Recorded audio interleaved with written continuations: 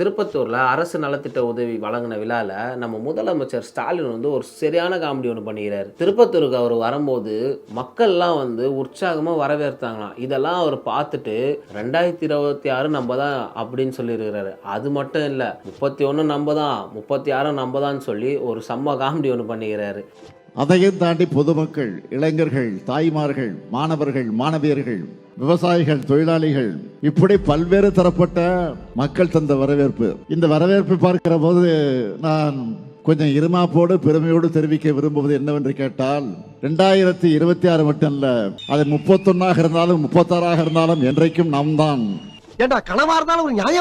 தலைவன் மாதிரி எனக்கு கான்பிடன்ட் இருந்ததுன்னா நான் எங்கேயோ போயிட்டு இருப்பேன். என்ன தலைவரை, தலைக்கு ஒரு 200 ரூபா கொடுத்துருப்பீங்களா? அதெல்லாம் ஒரு தொழில் ரகசிய ஐயாச்சாமி. உங்க ஆட்சியில பொதுமக்களுக்கு எந்த ஒரு பயனும் இல்ல, பாதுகாப்பும் இல்ல. எல்லாருக்கும் கூடுதல் வரியும் நிதி சுமையும் மட்டும் தான் கொடுத்துட்டு இருக்கிறீங்க. இதுல நீங்க எப்படி வந்து 26 வருவன்னு சொல்றீங்கன்னு தெரியல. அது இல்லாம 31, 36 நாங்க வருவோன்னு வர நம்பிக்கை வச்சுன்னுக்கிறீங்க. சமூக முன்னேற்ற குறியீடுகளில் நாம் தான் முதலிடத்தில் இருக்கிறோம். உயர்கல்வி சேர்க்கை விகிதத்தில் முதலிடம் தமிழ்நாடு, பணவீக்கம் குறைந்த மாநிலம். இது மட்டும் இல்ல, ஊழல் பண்றதுல நீங்க தான் முதலிடமா இருக்கிறீங்க. கொலை பண்றது, கொள்ளையடிக்கிறது, போதைப் பொருள் யூஸ் பண்றது, இதுலயும் வந்து தமிழ்நாடு தான் வந்து முதலிடமா இருக்கு. திமுக ஆட்சியில தலைநகரம் மட்டும் வளரலையாம், எல்லா நகரமும் வளர்ந்து இருக்குதுன்னு சொல்லி இருக்கிற நம்ம முதலமைச்சர் அவர்கள்.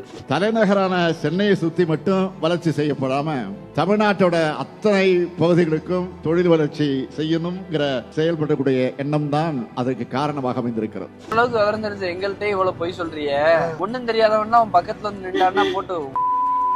உங்க ஆட்சியில நகரம் மட்டமா வளர்ந்துன்னு இருக்கு. உங்க சொத்து மதிப்பும் உங்க கட்சிக்காரங்க சொத்து மதிப்பும் கூட தான் வளர்ந்துன்னு இருக்கு. குடிசை இல்லாத தமிழ்நாடை உருவாக்கும்னு சொல்லி இருக்கிறார் நம்ம ஸ்டாலின் அவர்கள். இதை கேட்டா சிரிப்பு தாங்க வருது. கலைஞருடைய முக்கியமான கனவுகளை ஒண்ணு குடிசை இல்லா தமிழ்நாடு.